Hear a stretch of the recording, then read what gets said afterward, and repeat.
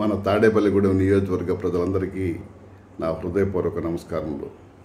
రేపు మే 13వ తారీఖున జరగబోయే అసెంబ్లీ ఎన్డీఏ కూటమి అభ్యర్థి ఎమ్మెల్యే అభ్యర్థి అయిన శ్రీ బోలిశెట్టి శ్రీనివాస్ గారు గాజు గ్లాసు గుర్తుపై జనసేన పార్టీ తరపు నుంచి పోటీ చేస్తున్నారు.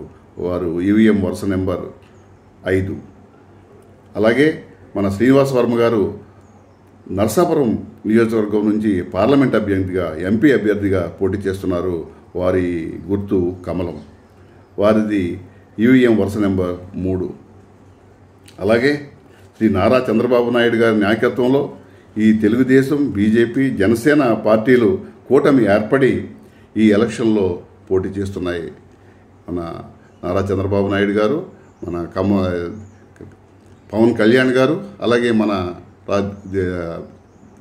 సెంట్రల్లో మన నరేంద్ర మోడీ గారు కలిసి ఈ కూటమిని ఏర్పాటు చేశారు.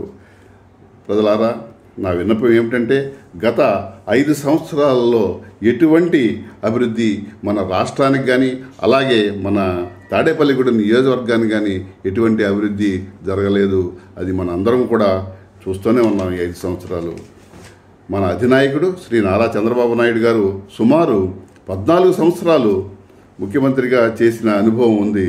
వారు అలుపెరుగని మన రాష్ట్రాన్ని ముఖ్యమంత్రిగా అభివృద్ధి పదంలో నడిపించగల మంచి విజనున్న నాయకుడు. ప్రజలారా, ఇప్పటికే ఎన్నో సంక్షేమ కార్యక్రమాలు, అలాగే అభివృద్ధికి సంబంధించిన విషయాలు కూడా ఒక కరపత్ర రూపంలో తయారు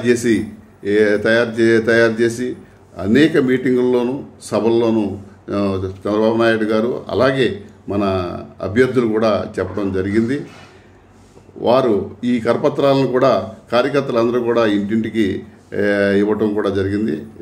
అన్ని సంక్షేమ పథకాలు ఇప్పటికన్నా ఇంకా మంచి సంక్షేమ పథకాలని తీసుకొచ్చారు.